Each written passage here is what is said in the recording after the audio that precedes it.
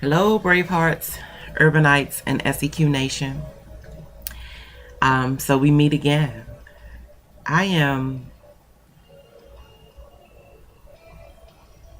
getting a feel for this, but I have to be honest that this particular segment is not as fluffy. It seems like a good measurement of my video vibrancy has left the building, or should I say left the house, seeing as that I work from home. But today's weighty. My heart isn't completely heavy, but I know something weighs, something tugs at my heart. Yesterday I had several conversations. Some were very good, and then some were a bit disturbing. But I know that comes with the territory, and I know that just as well as I am human, there will be days. Mama told me there will be days like this. So, I'm going to start from the beginning, and I'm going to say that if we are now in the same moment, and you are watching this, and you have multiple distractions going on, you have not, especially my all-stars, I have put my all-stars on a pedestal because I truly believe that that's where they belong. So my masterminds, my mentors that have capes, those with those customized capes, I know that you are either in your office with the door closed, or you have found yourself a quiet study room at the library, and you are completely geared up, at the ready, fully equipped to hear what it is that I have to say to you. The slackers, I will welcome you as well. I will say welcome. But what I am going to ask you to do is to become mindful of the fact that this is not a Vine video. You are not going to get 15 minutes or 15 seconds. How long is it? I'm not sure. The youngins tell me. I've never experienced it. Here we go again. I swear, if I don't stay, I always get this, and it's the first thing in the morning. It's 8 o'clock in the morning, and my battery is stupid. Okay, so now we have juice. Okay, so yeah, so I'm hoping that you're ready, because this is not a 15-second clip. We are not doing this for entertainment. This is not for play, okay? We are getting into it. The more and more that I become comfortable in front of the camera, I think the more in depth the messages are going to become. And I try to say that each time I record, because not only am I gearing myself up to present the information, but I'm hoping I'm gearing you up, those who are serious enough to receive it and absorb it, that I'm gearing you up to know that we are on university academic level. So I had a conversation yesterday with one of my mentors, and I have to say that he made me feel very good. He made me feel very good because, for one, like I said, yesterday I was kind of in my feelings about some personal things that were going on. And it always feels like, that I've had this series, like the last couple of weeks ago, in and out. I've had this series of being in my feelings, where it seems like I'm always putting out. But I don't get the phone calls that just say, Thea, how you doing? So I was able to talk to my best friend yesterday for a few minutes, but he was already doing the uncle thing with his nephew, which I thought was so adorable. So he was getting some quality time in with his nephew, but he gave me some sufficient time which I thought was pretty cool. You know, he made sure that I was all right, and we were able to get a good conversation in. And I felt kind of bad after a while, you know, because it was like, oh my gosh, I'm taking time away from you and your nephew. But I think the moment called for that. We both needed to hear each other's voice and to just kind of, you know, check in for a few minutes. But then I got on the phone with TL, and we did not start out with it being the mentoring relationship. He started out being one of my coworkers. And then and then I found out he was much younger than me, and it's like, I'm gonna make you my little brother. I've always wanted a little brother. And it's like, I don't have a little brother. I'm the baby. So, you know, and it's like, from me to my other siblings, which is twin boys, it's 10 years. So next month I'll be officially in my mid 40s. So they are in their mid 50s. And I was just like, I want a little brother. Now I have to say, I have a little sister, and she is just such a delight. Her and my daughter, they are like this, and it is such a blessing, I swear. To tell you the truth, all my youngins, all my children, and my nieces and my nephews, all my youngins, I think once they find themselves, like once they really connect with themselves and start to find the wealth of what's really in tuned inside of them, I think they're gonna be some phenomenal people. I really do. They right now they have the muck of society on them, and we are working every day to get that up off them, which is one of the reasons why I get up every day and do what I do. See, people don't understand how serious it is over here. I put in, and this is not of any type of braggadocious nature. I have witnesses, and they know that I've been doing this. I haven't been doing this just for a couple of months. I've been doing this for a while now. And my days hardly ever end at the 8th, 9th hour. I usually hit it at 12 hours, like 6 days a week. Sometimes it's 7. It all depends on what it is that I'm doing. Because when you are building when you are building something that intimately belongs to you, you really don't have a work schedule. You work when the mood hits you. You work in the moment. You take advantage of those moments. So I've worked all night, just writing, taking notes, building stuff, putting things together. I've done an all-nighter several times. I have done it to the point where it would wake me up in the middle of the night. So next thing you know, I am down here firing it up at 3 in the morning. I can't do that with a traditional job. You won't be able to do it with a traditional job. So I got into mentorship because it's one of those things that's universal. No matter what the industry or the profession or the lifestyle or the classification of lifestyle, it does not matter who you are or what you are. Mentoring is universal. Which leads me to the thoughts that have been weighing me down, because people are so tied into the superficial elements of nonsense. They spend their time and their lives struggling with things that really don't matter. And I have to say, I was there. I was there to the point where I was in such emotional conflict that I was literally the walking dead. And I know you probably have heard me say it before, and this will not be the last time you hear me say it, because it's one of my living testaments as to who I am now.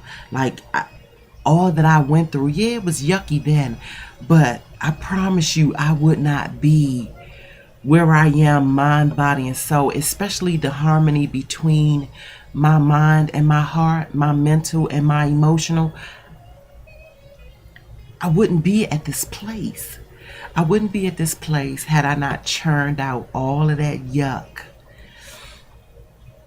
And I will say it forever and a day. I know that some people have a hard time grasping the fact that my passion and my speech is surrounded around the encouragement and the application of my black men. But I really feel that that's what I was put here to do.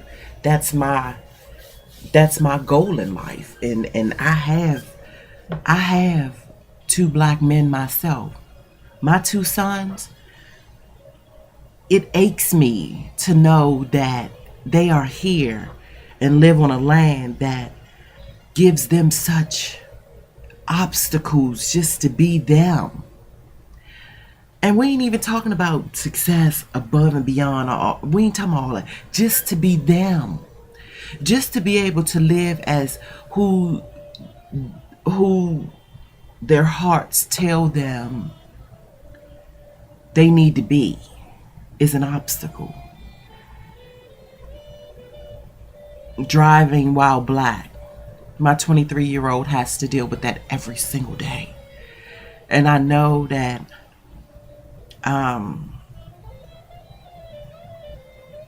the shifts in his upbringing was very hard. It's very hard. And it makes my heart tender to have to see him day in and day out combat the unnecessary. That the mindsets of and the conditionings of our American soil is such an injustice. He lives on soil of injustice to me. And that means all of my urbanites, all of them, which if you venture through, if you tread the water and you dig your heels in the trenches, that constitutes you as a Braveheart. So you start out as an urbanite because you just born in the muck. But regardless of, it's like from the pressurization, that diamond begins to shine. And then, it takes bravery to be able to migrate through all of the daily crap as a black man. And I try my best not to do the black man thing. I really try to make sure that my classifications is either an urbanite or Braveheart, because I am not into the skin coloring, but I am not blind either. I understand what it's like. I see it. And it hurts my heart that I have an ancestry where the whole motive was to rip our men apart. We are the only culture on American soil where the agenda was to rip out our men, to annihilate them, to dehumanize them, to have them totally emotionally crippled, to have them at odds with themselves.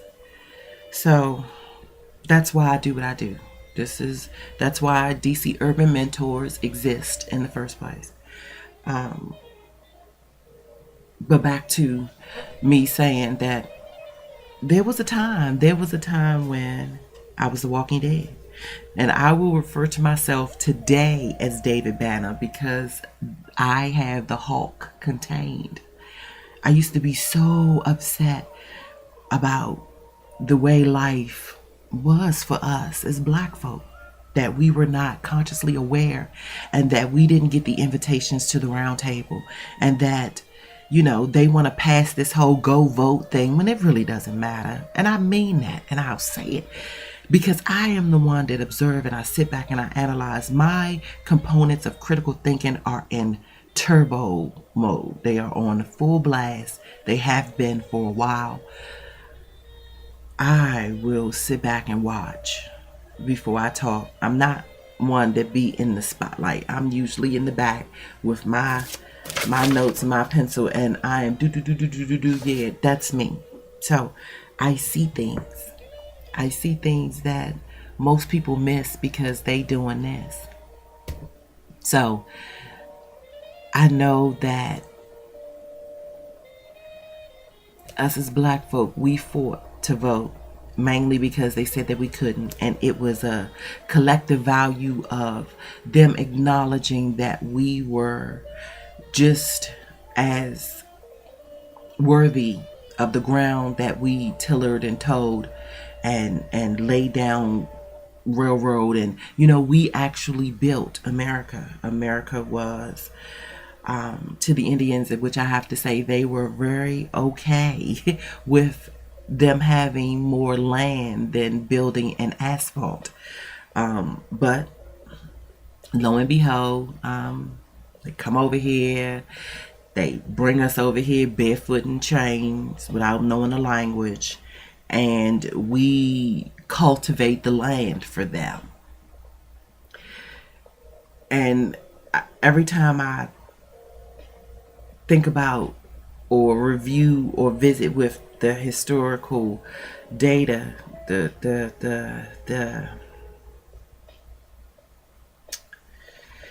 our ancestral knowledge, which I know it's wealth. I know that our history is rich in triumph just as well as it is in turmoil and trial. And I do believe that, which I must say, that you are what you believe, whether y'all believe that or not. You are what you believe.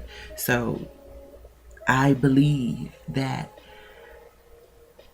my ancestry value is actually greater than any other culture on this soil, because my ancestors gave above and beyond what any other culture gave.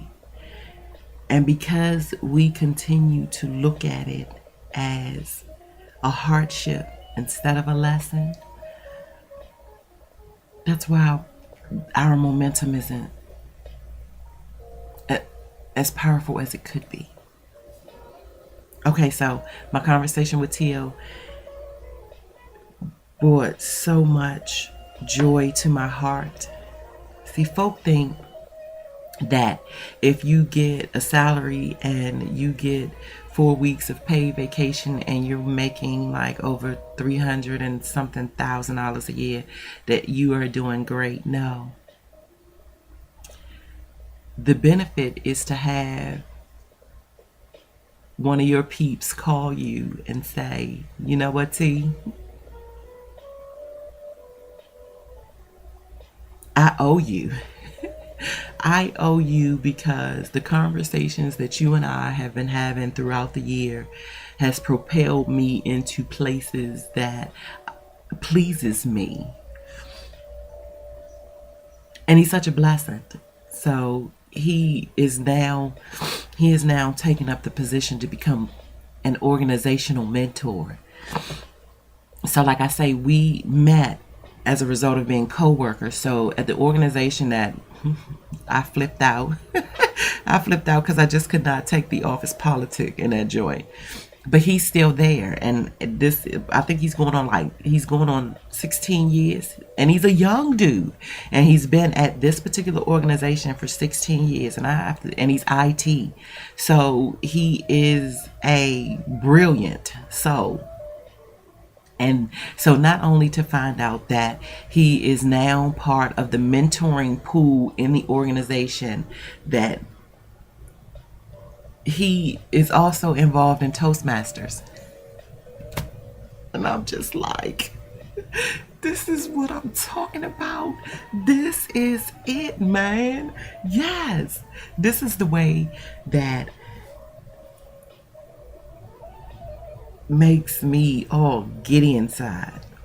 So, even though, like I say, something is tugging at me, my heart is a little happy, but when I have that kind of blend into my life, it makes it worth it. it makes, because no matter what, we're not going to ever escape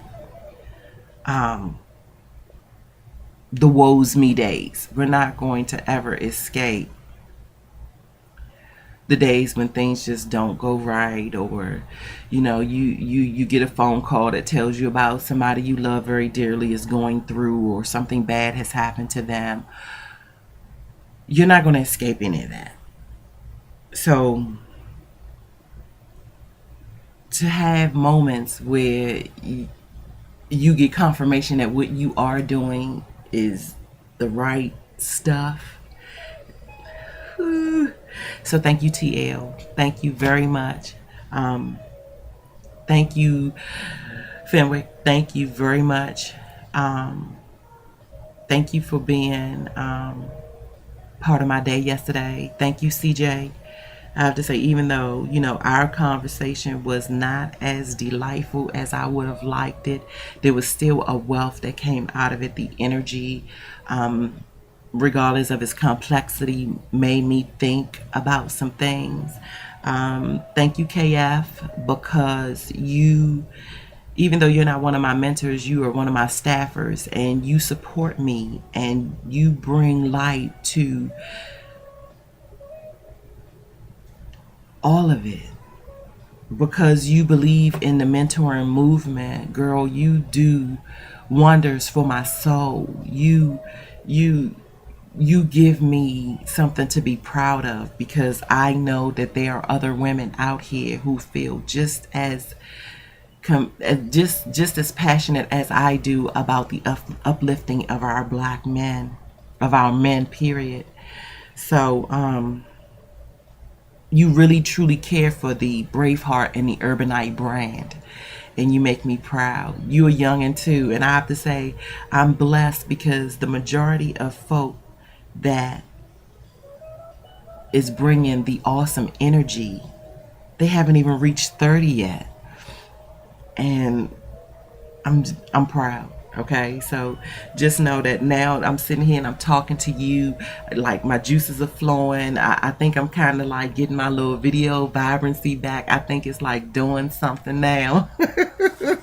So that's good, because I think I had to unload. I needed to vet. I needed to get that out. And like I told you before, I'm going to ramble because I have a lot to say. And whatever my heart tells me that I need to say to you, I'm going to say it to you.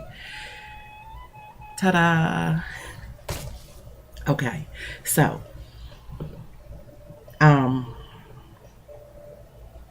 we have a lot to cover. We have quite a bit to cover. You are in class. The teacher has appeared, so I hope that you have your journals or your notebooks, your pencil, your papers, your markers, your highlighters, your crayons, your construction paper, your scissors, your glue. One thing T.O. told me yesterday, he was like, TC, you know what you need to do? You need to take it back. You need to simplify your conversations, that either you're talking to a kindergartner or you're talking to an elder, which means you can't assume that they know what you know. And another thing, I'm telling you, our conversation was so valuable, man. So and it's like one of those things he say that he was able to treat himself to a vacation to the Dominican Republic in October, and that him and 2 or 3 of his other buddies went, and I was glad to hear that black men do round up and take vacation and go to exotic places to just unwind, because they worked so damn hard the entire year. That's where I would like all of my men to be, whether you single or not. Like, you work real hard, you grind, and you put your money aside, and you get your passport, and you just go see this lovely world that our heavens have built for us to enjoy and relax the senses a little while before you come back on American soil and have to draw a sword. Okay, so here we go. The deal is that the foundation of being effective, being impactful, being influential, to be emotionally intelligent means that the basis starts with knowing thyself. You have to be really in tune with knowing thyself in order for you to be able to propel into the lifestyle changes that make a difference. To continue on with the legacy that our forefathers, Frederick Douglass, and just because I say forefathers does not make it gender specific, because Ida B. Wells was a forefather. She was a trailblazer. She's a pioneer. Harriet Tubman, you know, the Sojourner Truth. Boy, slow down there. You know, the W.E.B. Du Bois, the George Washington Carver, the Booker T. Washington, the Marcus Garvey. And it really doesn't matter to me about the odds. I don't get into the details of one was saying this, the other one was saying this, the other one was doing this. The fact of the matter is they were black folk and they rose above the muck. So when I get the name calling, when I get to dropping names, what they share in common is that they were for the people, they were the people, and they rose up beyond, despite what others had deemed for the people. So that's the connectivity. It's the character. I'm gonna always I know character, and I'm gonna always put forth the noble character. I'm an endorser of noble character. Okay, so knowing thyself, which making me think, because I continue to look at this particular note, and because of my rambling, I have overlooked it like 4 times. But I'm going to get back right now. I'm not even going to promise to get back. We're going to do it right now.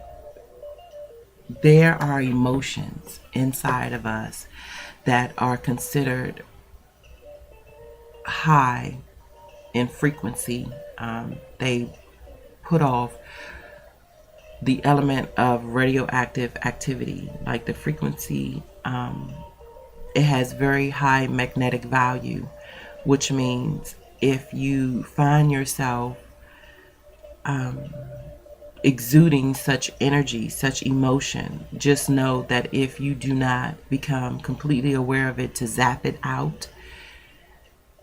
And then look what I got. I got one of these little things here. I'm gonna start utilizing that. If you don't zap it out,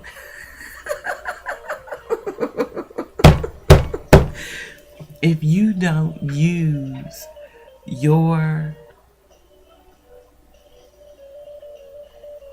spotlight awareness to zap out these particular emotions, you will be anchored. Your soul will be anchored. You will be considered the walking dead.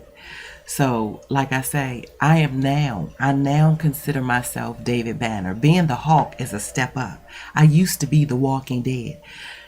My soul was so stifled, I was beginning to rot from the inside out.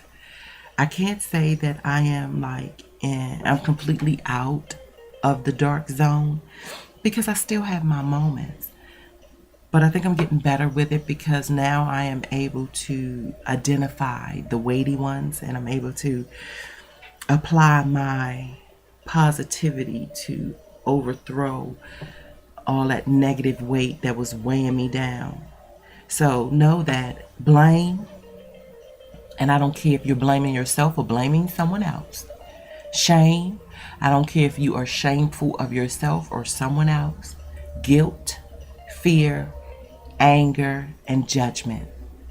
Those are the weighty ones. Those are the heavy hitters. Those are the ones that will have you begin to die. You will be the walking dead. It will start to conjure up and leave your physical body in such vulnerability that you will attract disease. You will not be able to fight off anything. High blood pressure. My daddy said something to me yesterday morning that brought it all to light. He's like, the pressure cooker. Yes, high blood pressure is the pressure cooker of your organs. Stress. Stress means you got the fire on high. And with me being a cook, I understood that to the core. Like, this is what folk do to their organs when they stress and when their pressure is high.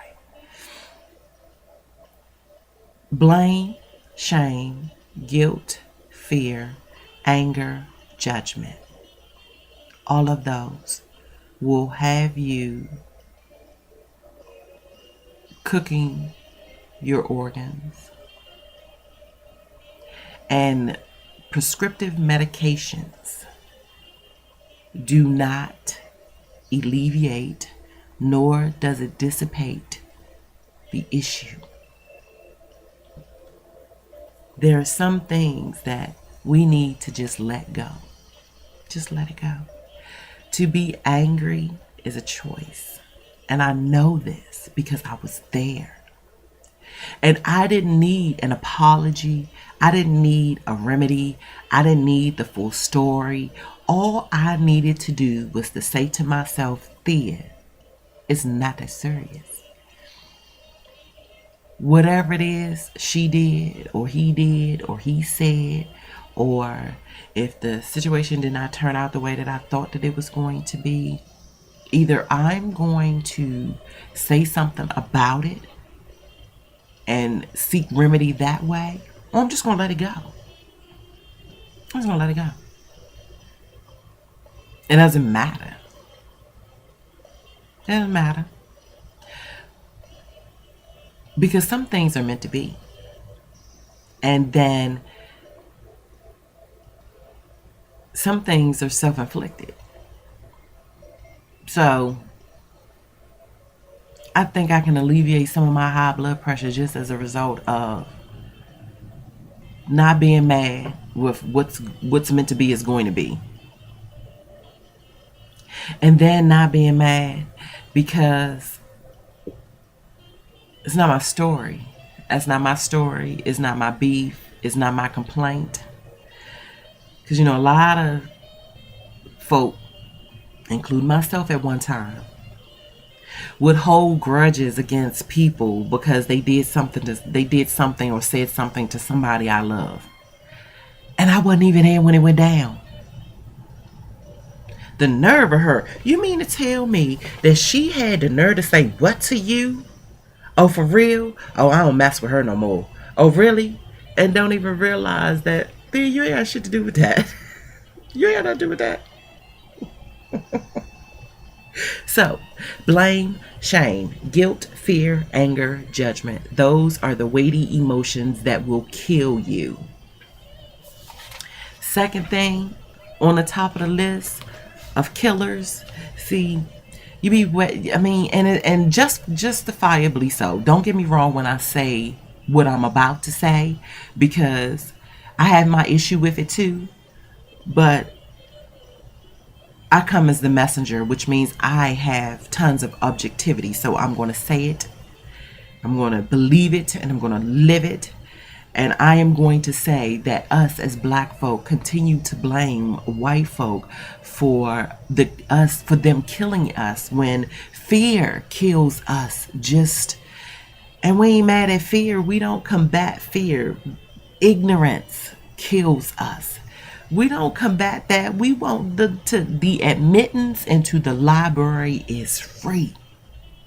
Even to reserve a study room or a meeting room, if you have a library card, it's free.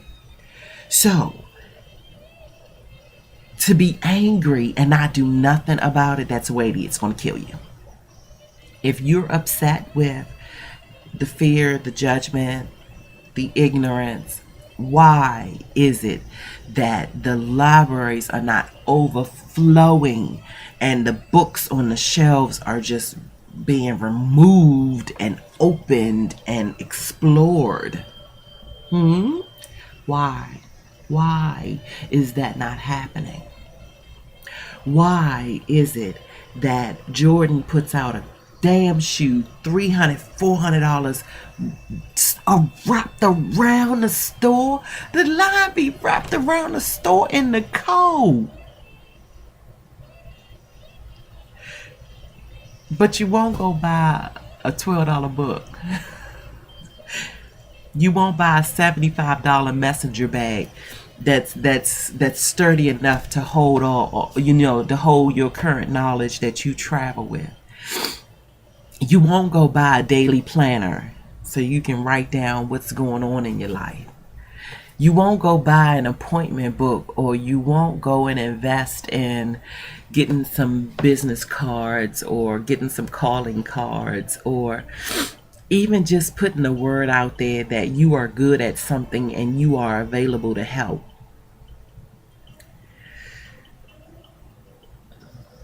All right. Come on, Urbanites. Let's do it, Bravehearts. Okay, so I was reading a book that is called The Power of Patience. And I think and in the quote fest that I done last week, I think I brought attention to Karma Peters. So she has written a book that is called The Power of Patience. 96 Traits of Highly Effective People. A dip in the minds of successful folk, from leaders to laymen. I have to say, it's a really, really good book. And I took some good notes. So I'm going to share those notes with you now. Understand that these are keynotes. So what I share with you has the ability to unlock potential and gear you up for magical encounters, stuff that royalty and legend is made of. And y'all have to please excuse me being all snuffly. I promise, I swear I'm fighting a cold. Something that's going on. And I know my stress levels in the last couple of days has had something to do with it. So I am loading it down with chamomile tea, lavender tea. That's another thing that's good. I'm not sure if you are familiar with it, but I've been doing a little bit of studying in the realms of aromatherapy and holistic healing. So look it up. Go on the internet and do a search for jasmine tea or chamomile tea. There's another one, and it's escaping me right at the moment. Lavender and jasmine, and chamomile. What's the place? And I'm kind of like, nah, I'm gonna do it. I didn't want to take the time to open up email and look through it and all that kind of stuff, but I want you to go and, as a matter of fact, let's do this. I want you to go and take a look at this site. What is it? 2 Leaves.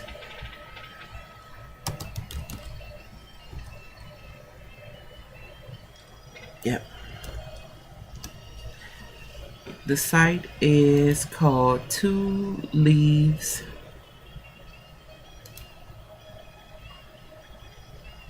Two Leaves and a Bud. It's organic tea. And when I say that they are absolutely fabulous, they are a fabulous distributor for organic tea. I first got hip to 2 Leaves and a Bud when I was living in Atlanta, and I was the hairstylist of a spa, a salon and spa chain. and it was an upscale salon and spa chain. I have to say that was one of the best days of my life. And because I am the type of person that, well, because I've changed quite a bit, but during my salon days I was really the character. Like I was the social butterfly. So I had a booth at two of the locations in the chain. And all depending on how I was feeling, I would either go to Castleberry or I would go to, and I'm trying to think of the other one, and I can't remember right at the moment. I can Tranquility. So I would bounce from location to location, but they would serve wine and organic tea.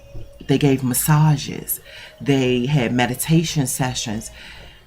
It was the it was the only salon and spa I had ever worked at. And then for it to be upscale, for it to, and this was black folk, okay? This was, they were catering and pampering the black folk. And they had like the real plush pedicure stations, and I'm telling you, it was so elaborate and I loved it. So that's how I got tuned into Two Leaves in the Bud. And so now I am putting you on to Two Leaves in the Bud because I want you to become highly invested in your emotional support. I want you to get the word out to your family and friends to start investing in and consuming organic tea. And let me see, just to take you a step, they have quite a bit of good gift samplers, so that's a good thing. But here is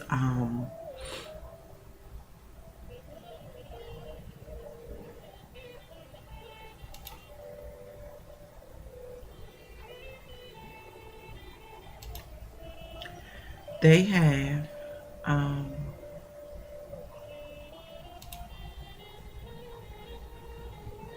and I have to say my daughter absolutely loves this tea.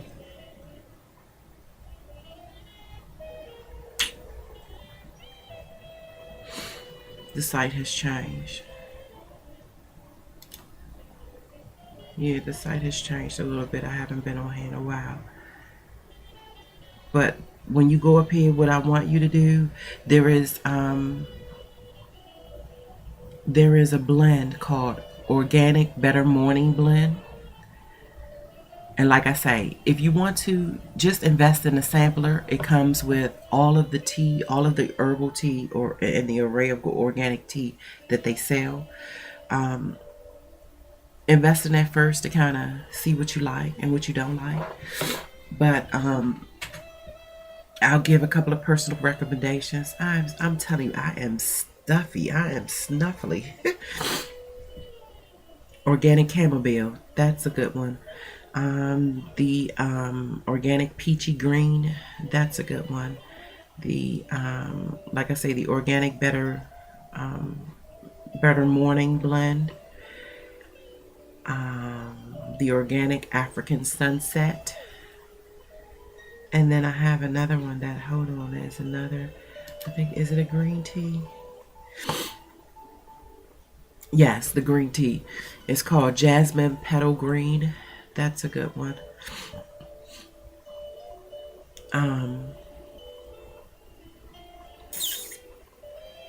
The organic mountain mint. Yeah.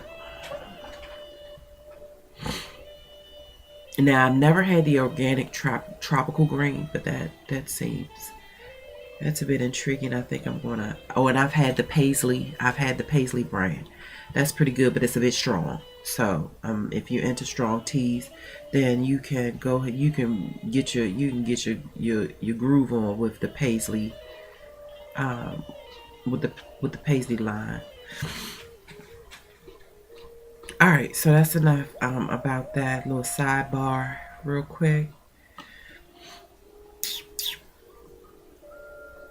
Yeah. Okay. So, um, what's the deal? The power of patience.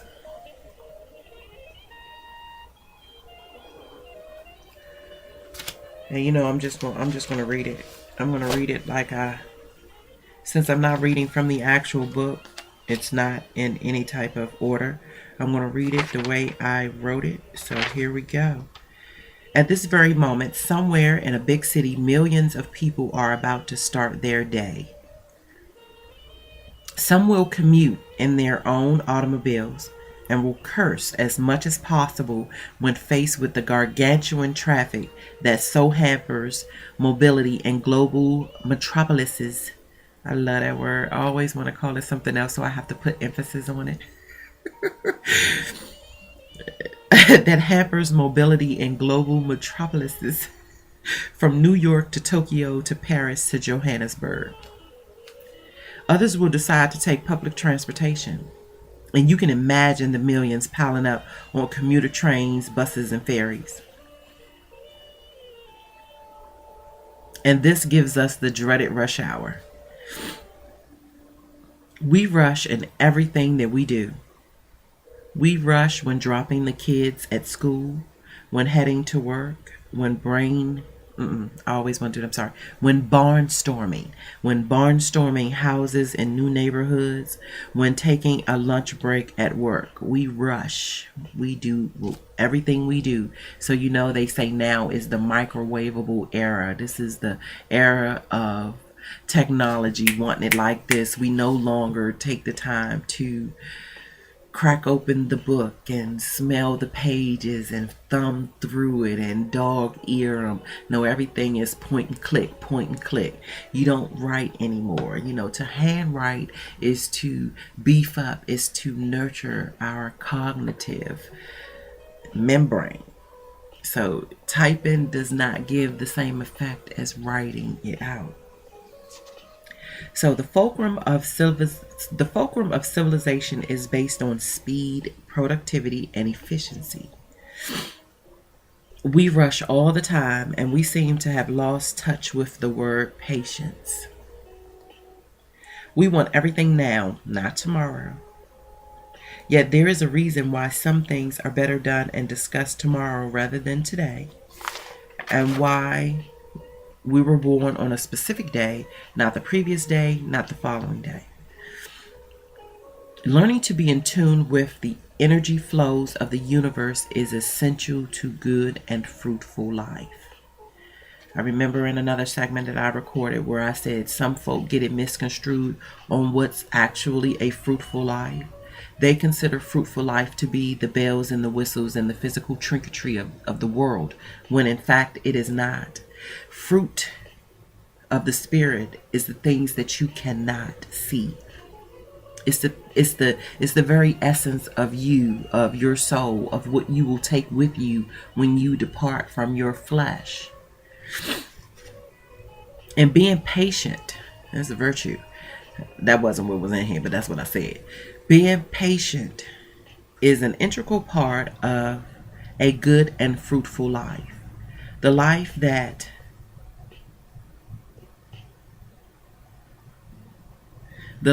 highly effective people lead every day. The life that my DC urban mentors live every day. And that you also, you slacker, that you also, with a few adjustments, can lead. Yeah, I was being a little facetious. I don't care. Get it. It's yours to get it. Get it. This is what this book teaches. How to reconnect with yourself and your inner talent by slowing down, breathing, relaxing, and seeking clearly and objectively than before. So like I said, the theme that I am going to run with way into 2015 is Know Thyself. That is the foundation of being impactful, influential, being emotionally intelligent, being highly effective. That's your base. That is your home base. And I am going to drive all of my mentors to home base. I am expecting you to hit the home runs, but I am the one that drive you to home base. I need you to identify. We're going to brush it off so that you can clearly see it. And that's your mark. Your mark is home base. Your mark is to know thyself. All right, there, you on a roll now. Okay, so with the elements of knowing thyself, a lot of people look at self-assessment as something of a dreadful nature. Folk think that if you take an assessment that it actually labels you and throws you into a certain category. But if you really think about it, your American name and your social security card and that bogus ass birth certificate, that's labeling. That when you check off African American, that's labeling. You live in a world that's full of labels. So at least if you're going to be subjected to the labeling, let it be beneficial to you, because you're not going to escape the classifications and the labeling. You just not going to do it. You know, everybody has gotten on this whole trendy phase of, you won't be labeling me. Why you got to put labels on it? Your entire life as an American is based on label. Let me just clear that up. So if we're going to do the labeling, let's indulge in some fun labeling. Let's learn some strengths and some sharpening of the sword type labeling. If we're going to do it, let's do it. Okay, so I have three core pillars that I direct my mentors to go seek. And one is to find out about your Jungian personality. Here's my moment where I direct you to the blog. dcurbanmentors.blogspot.com. And because I have made a couple of changes, I spruced it up a little bit. Let me just make sure that I direct you appropriately. Okay, so when you get on the blog, to be able to undergo your Jungian personality assessment, it is 1, 2, 3, 4, 5th. It's the 5th image on the right side of on the right pane, on the right side of the screen. It says Young Personality Assessment. You click on that image and it will take you right to the assessment. The assessment is 72 questions long, and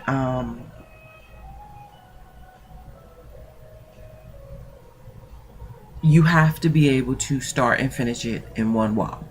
It will not save your answers. You cannot pick back up where you left off. If you have to be interrupted, when you get back to it, you will have to start all over. Another thing that I really want you to be mindful of is that you will not get an email with your results. When you finish the assessment, I think you have to go through a couple of demographical question survey type thing. I think it's only a couple of 1 or 2, 3, maybe 5 questions at the most. I'm going off of memory. It's been a while since I've taken mine.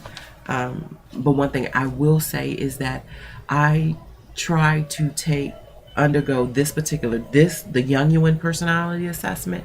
I attempt to take it at least every 6 months. I've been getting into the habit of doing it every 90 days, but every 6 months at the best. At the least. The best is every 90 days. The least is every 6 months. And the logic that I put behind that is that social conditioning drive you to go get your cholesterol checked and get your pressure checked and get your weight checked and all of that. Like every year you're supposed to go get a pap smear, you're supposed to have annual physical, you're supposed to get your A1C or is that okay, get tested for diabetes and whatever else, breast cancer and whatever else they want to put out there on the through the mainstream flow to tell you need to check. Nobody ever encourages one to check their inward stamina. They don't tell you to go and frequently check your emotional frequency, which would be I have to say it would probably equate to your blood pressure, your mood. They don't tell you to check your mood and your emotions on a regular basis. They hardly ever. From some of the mentors I've been talking to, it's like, T, this is the first time, like this is nuance. I have no idea what you're talking about. So let me put it out there collectively that just as well as you're supposed to go get an annual physical with your physical physician, with the person that deems your physical makeup, your physiology intact, you are as well supposed to get your spiritual, your soul full analysis. This is what that does. So my rule of thumb is every 90 days, every 6 months, at the least. 72 questions. When you go through all of it, you will either have to do a print screen, cut and paste. You will have to capture. I tell all my mentors to freeze the screen, do the print screen, and also write it down. Write it down in the journal that is presently occupying your space right now. To write it down, and also make sure that you capture your percentages. That's the whole deal. Your percentages is just like your cholesterol count, your blood pressure reading. You need to be mindful and completely aware of your personality percentages. So I am an INFJ. And like I invite anybody, if you want to know anything about Chief, go search it. Go on the internet, and the internet has all the wonders of the world. So go in, and all you have to do is type in INFJ, enter, and an array of information is going to come up that tells you about my personality type. At this particular moment, my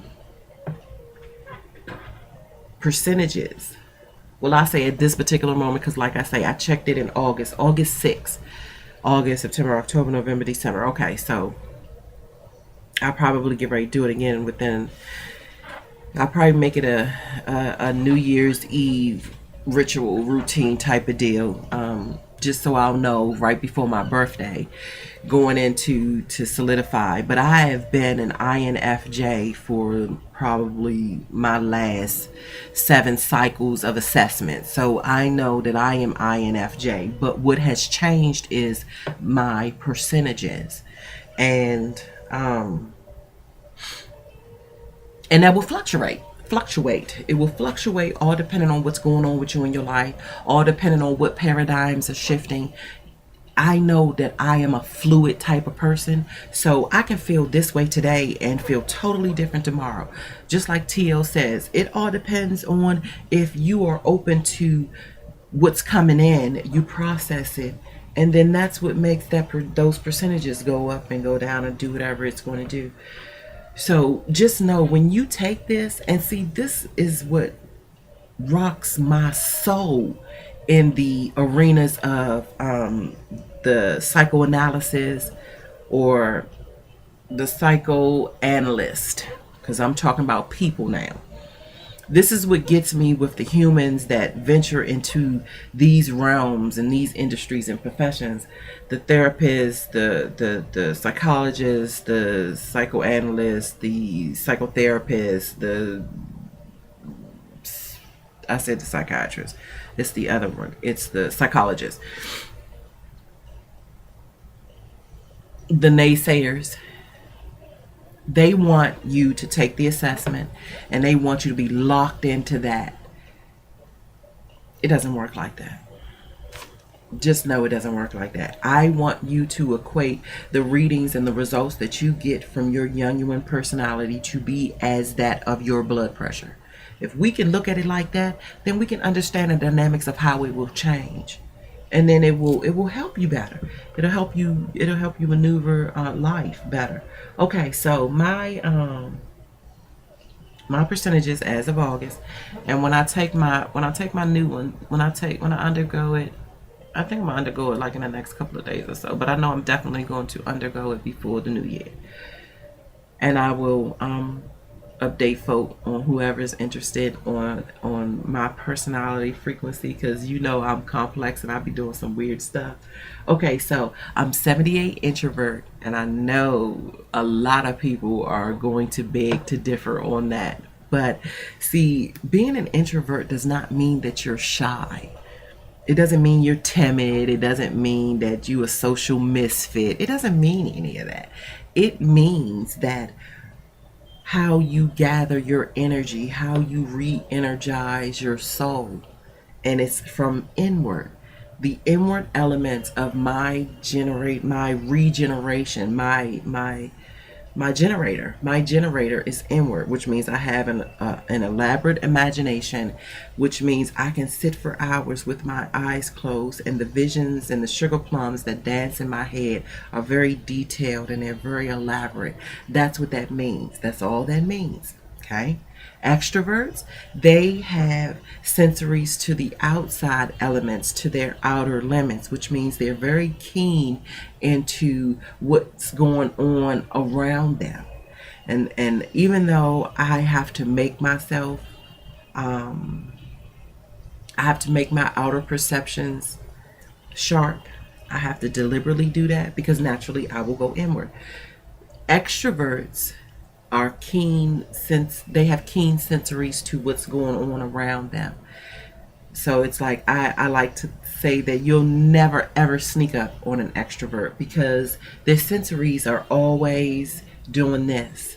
And see, I'm trying to get to the level of being a sensei where I can sit and I can still have my audio on even though I'm inward, because usually when I'm inward all it is blocks out. I don't hear nothing. None of that. It's just I tune it all out, and then all of this stuff be going on around me, and I wake up and next thing you know, not only am I in a different moment, I'm kind of like in a different circumstance.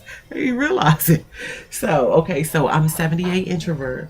And I'm looking over here because I have it on my wall. I keep it on my wall as a visual. So every day, if I need to glance at it just to kind of remind myself of who I am, 62%, and we're talking from 0 to 100. So, case in point, I had taken my assessment. Okay, so the last one I took was in August, I think. And then I have also posted on the wall the one I had took prior to the one I had taken in August. So the one I had taken prior to August, I was at 67% introvert. And when I had taken it in August, I was 78%. So the one before that, I was only 50% intuitive, which means my intuition was at half mass. So when I had taken it in August, is at 62%. So just from those readings alone made me feel good about who I am, because I see that I have increased in power with regards to my intuition. My feeling component, which I felt good about, because prior to August I was only at 50% feeling. That's what the INF, the F part of my personality means. I'm a feeler. I'm not necessarily a cuddly, huggy, like it has to be a hug, we embrace, the universe gets its deal, and then we depart. But I'm not a touchy feely, always have to be up under you type person, but I do have value in my hugs. So let's clear that up. And like I say, I do a lot of rambling because I know that I am complex, and I want to make sure that there is a clear, smooth basis for the message that I am attempting to convey. So my feeling is in August is at 62%, when prior to it was at 50. That, looking at those numbers, also made me feel good too, because it means my humanitarian streak is increasing in volume. It means that I am on purpose. My passions to get the movement of the mindful mentor is right in tune with who I am and where I'm going. So these readings, your percentages from your Jungian personality assessment, is going to give you clarity about who you are on the inside. And so my last one is J. And people misconstrue this because it does stand for judging, but it does not stand for judging, meaning what we look at the average or the mediocre realm of judging.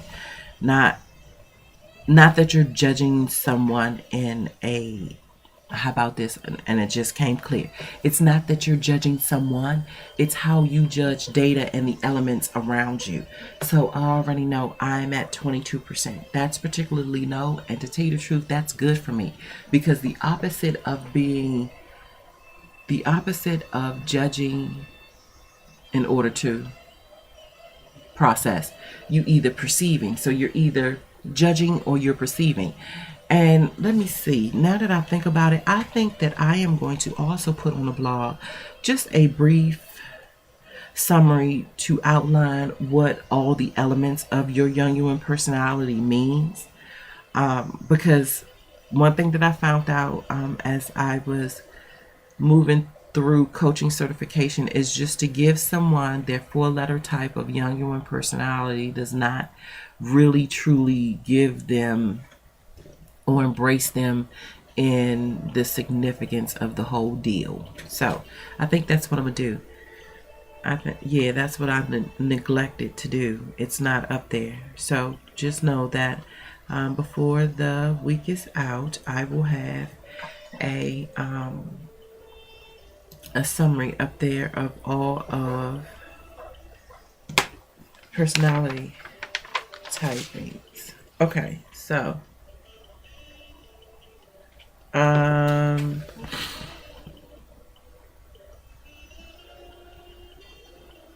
next is your innate talent. There is an assessment that will give you the fine-tuning of your spiritual gifts. And this is not a religious value. This is of spiritual, soulful value. Meaning that us as humans, when our soul was encased in our flesh, we were all deemed some type of gift that would stand us apart from the masses. We were all instilled with some heavenly divine capability that will allow us to proceed in our purpose of being here in the first place. Our why factor. When you undergo a spiritual or an innate talent assessment, it will bring forth your awareness of where you are naturally gifted, where you are naturally cool. Meaning that you were put here on earth by divine intervention to do or to explore or to become hip in this area. Okay, so and I always tell, they give you and I'm going off ahead right now because I didn't write this down, but they give you your they give you 9 strengths. They give you 9, there are 9 classifications of spiritual gifting. And so I tell folk who take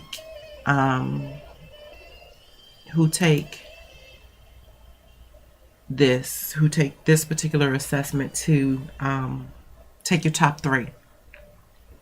Your top 3, because it gives you a good pillar foundation. It gives you the first one, and then your second 2. So it's like a tricycle. So it gives you the big wheel, and then it gives you the 2 little wheels. And that's how I want you to visualize it as you go forth and conquer. When you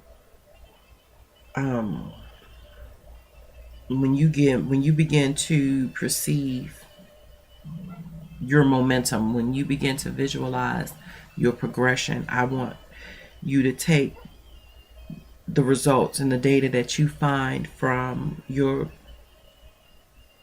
personal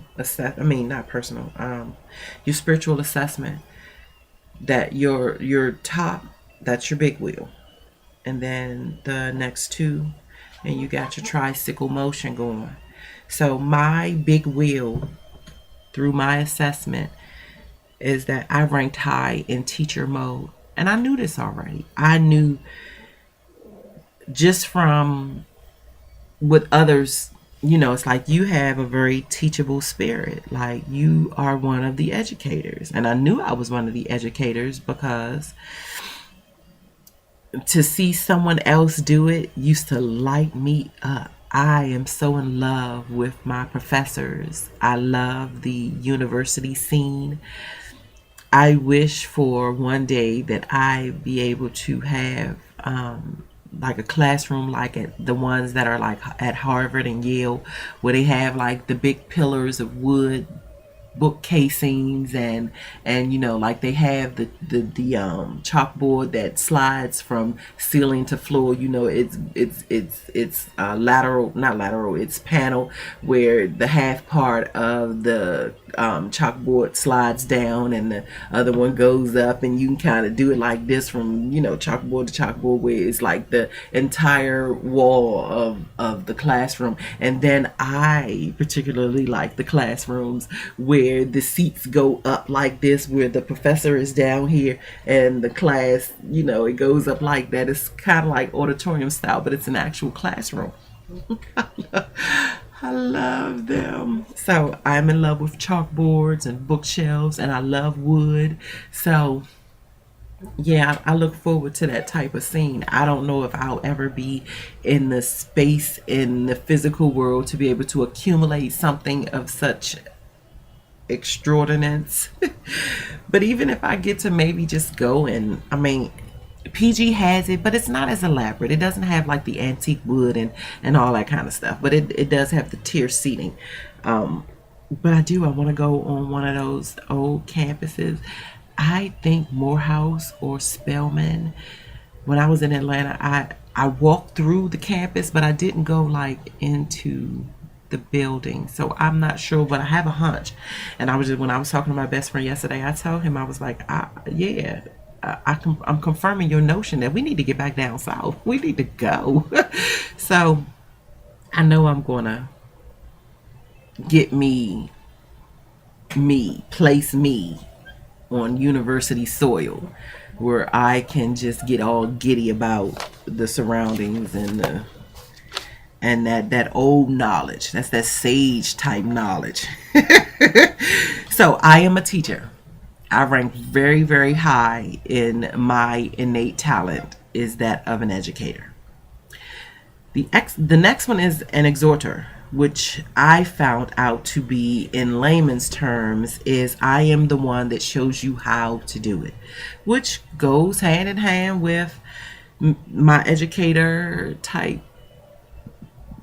ambiance. And my third wheel is I'm that of a mercy shower. And I know those that know me will probably beg to differ on that, because I do have a very no nonsense type attitude. I have a style of no nonsense. I know that. But I still have a relatively large heart. I am like I said before, I'm a humanitarian in nature. I care for the people. I don't want to see you hurt.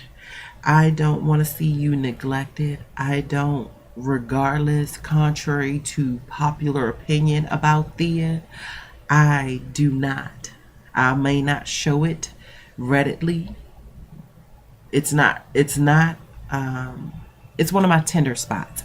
It's not something that is readily available for the masses to see.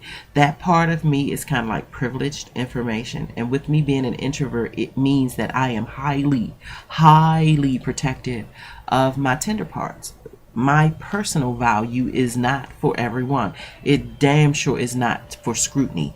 It is not of public knowledge. So that's the reason why. And then those who know me have to understand, because of my quirky childhood, I have an elaborate defense mechanism. I don't play no games. I have a tender Thea that is so very tender that the outer Thea, that's the reason why the hawk exists, because you will not come and penetrate. You just won't do it. Okay, so the third assessment is your color assessment. I'm not sure if a lot of you know, but according to your favorite three colors will tell you a lot about your mood and your personality. So my colors, my primary color, the color that has been my favorite since I was a kid is brown. And if you go into the internet and type it up, if you want to know anything about Thea, you go and you type up the meaning or the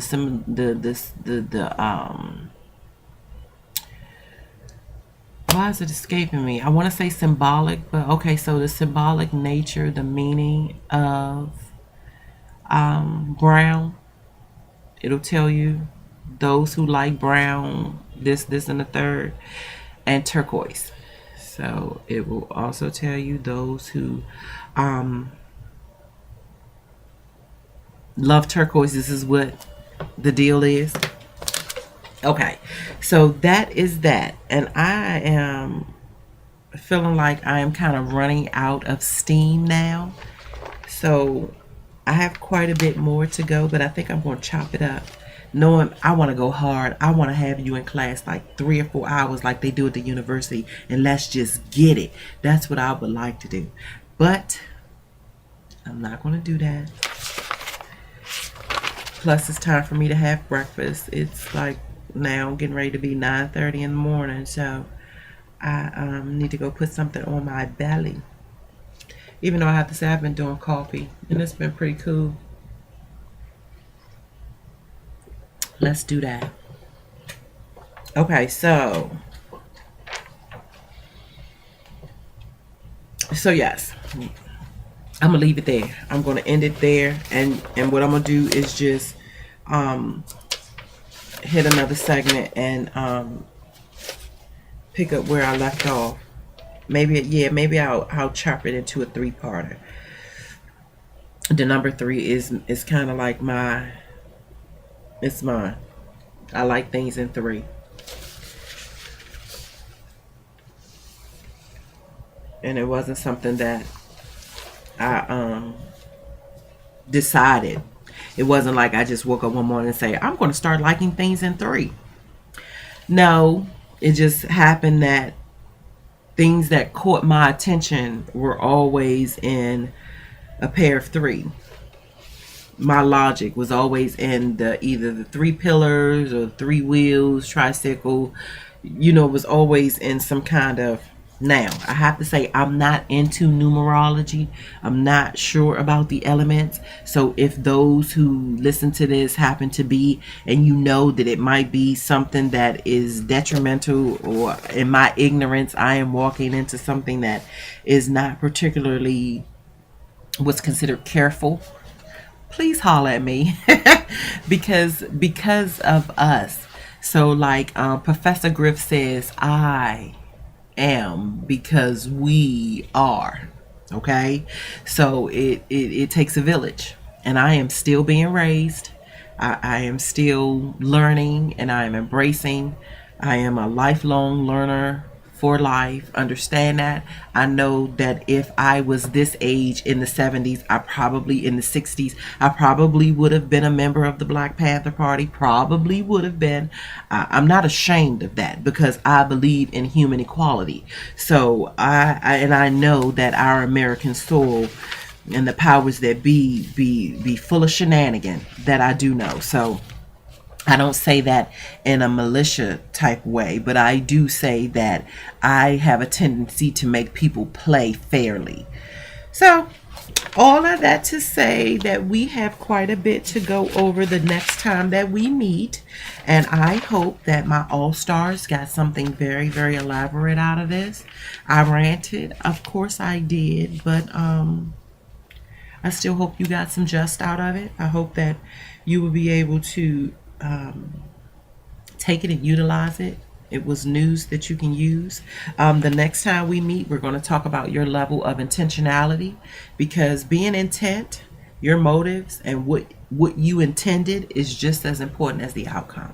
Because when you take evaluation of your motive, then that gives you benchmarks of the quality of your characteristic.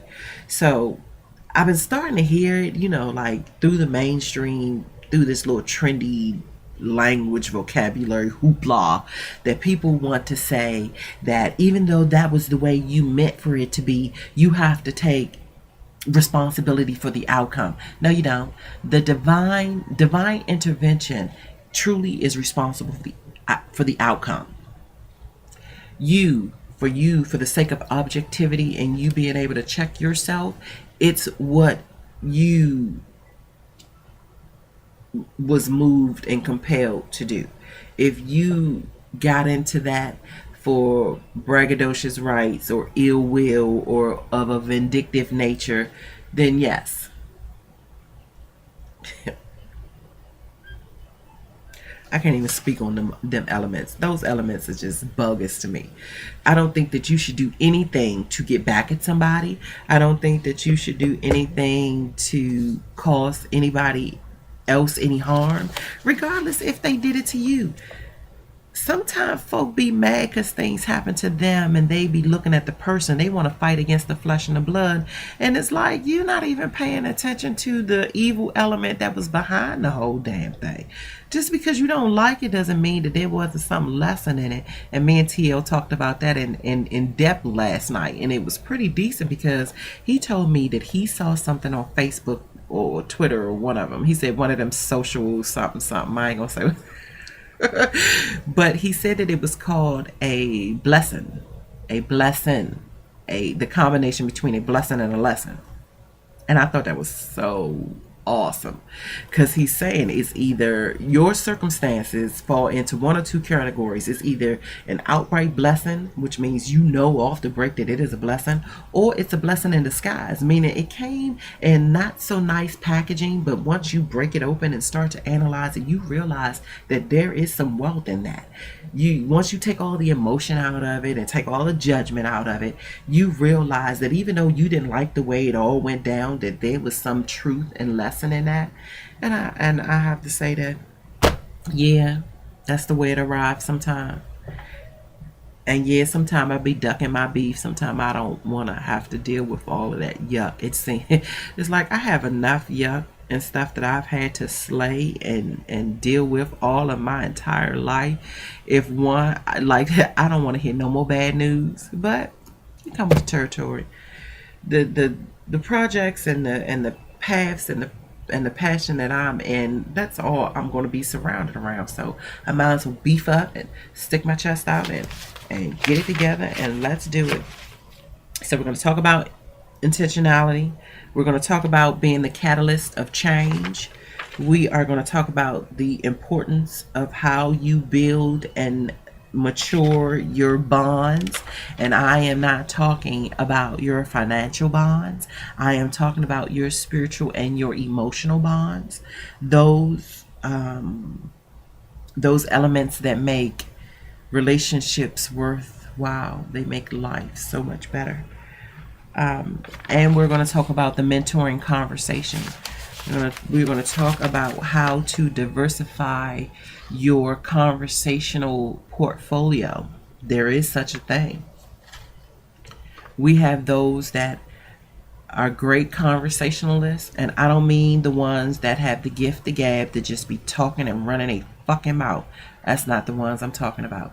I am talking about the ones who is strategist in the engagement of conversation, meaning they show up to share, but also they're looking forward to listening because they know that in this conversation, the person that they are conversing with has something to give to them as well. So they are not just looking to unload. They are looking for that person to come with intellectual trinkets as well. So we're going to talk about all that good stuff. I can't wait. I still want to keep going.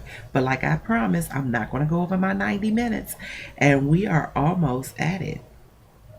Oh, we're past it. Are we almost at it? No, we're past it. I'm going to be on my 90 minutes. Tell me now I won't be on my 90 minutes. Yeah, I'm going to be on my 90 minutes. Oh, well. I told y'all before in the last couple of recordings, I have a lot to say. And seeing as that I haven't quite gotten to the stage yet, And just know that that's one of my goals. It's one of my bucket lists. I want to hit the stage. I want to hit the stage in all its glory. I want to remove all doubt, and I want to hit the stage. So, to gear me up for that, I don't want to be preachy though. I don't want to do the sermon. I don't want to do the pulpit type stuff. But I do want to. I do want to. And then I have to say, it's great that I'm moving in this motion, because my nephew, he was like, Auntie, you know what? You could be a motivational speaker. He was like, you give it just like that. So I'm looking forward to stepping into that greatness. Oh, and then also the next time we meet, we're going to talk about how you actually develop your emotional intelligence. And I will say that it says no matter what it is, no matter who it is, that's writing about it, no matter the avenue or the resource, if it's talking about emotional intelligence, it will tell you that it all starts with self. Self-awareness is key, is one of the golden keys. I'm the keeper of the keys. I give you one of the most prominent keys going right out the gate, straight into it. Self-awareness. We're going to dig deep into the mechanisms that will allow you to be introduced to yourself, to begin to court yourself, hang out with yourself, make love to yourself. Folk be thinking that if you make love to yourself that it's a bad thing. And the interesting part about it is, because I am of complexity, I'm not talking about making love to yourself in the physical. Anybody can play with themselves. No, I'm talking about that elaborate inward type of making love to yourself. It's one of them. Because it's like, if you can fall in love with everybody else, why would you not fall in love with yourself? See, that's why everybody be looking for love in all the wrong places. It begins with self. And I had to learn that the hard way. But now that I have learned it, I am here. Namaste. I am here for your delightment. I bring trinkets. So, namaste, and I wish you a fabulous week. And hopefully those that need to get at me will follow their heart and get at me. Because I have to say, I think that there are a lot of you all out there that need to talk to me, but have not yet made that move. I am here. So, enjoy.